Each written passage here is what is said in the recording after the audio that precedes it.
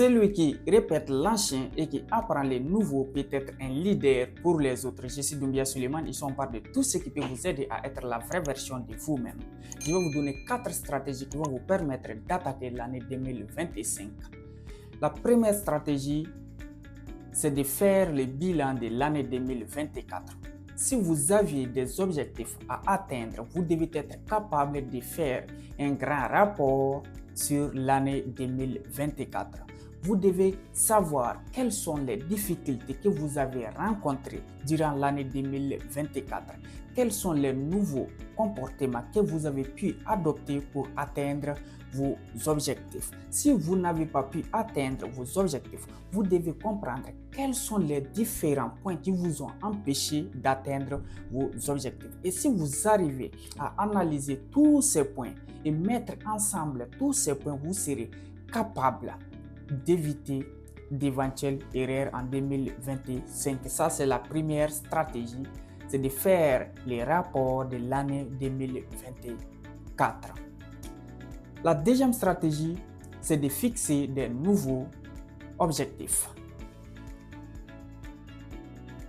Nous savons tous qu'actuellement, beaucoup de personnes sont concentrées sur les fêtes de fin d'année 2024.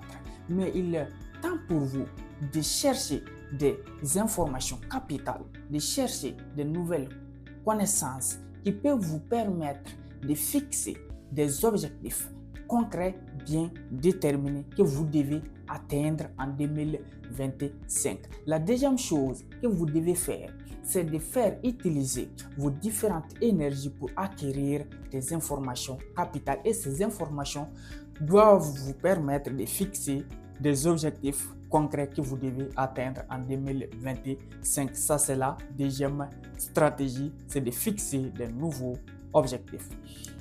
La troisième stratégie, c'est d'attaquer vos objectifs. Si vous avez déjà des objectifs à atteindre en 2025 et vous savez comment l'alimenter, vous ne devez pas attendre la fin du mois. Vous devez, là où vous êtes, avec les moyens à votre possession, vous lancer. Vous ne devez pas attendre pour vous lancer. Vous devez vous lancer maintenant avec ce que vous avez. Attendre demain pour réaliser ce que vous pouvez réaliser aujourd'hui ou attendre demain pour faire ce que vous pouvez faire aujourd'hui, c'est d'attendre la vieillesse avant de réaliser vos rêves.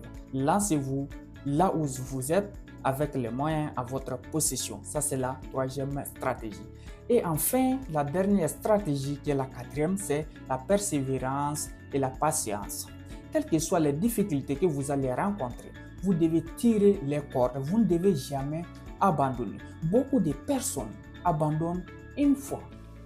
Une tentative d'échec, ils vont abandonner. Mais vous devez comprendre que vous devez être persévérant et aussi vous devez vous patienter. Vous ne pouvez pas s'aimer aujourd'hui en prétendant récolter ce que vous avez sémé aujourd'hui. La persévérance et la patience. La vidéo ne sera pas longue. Merci à vous.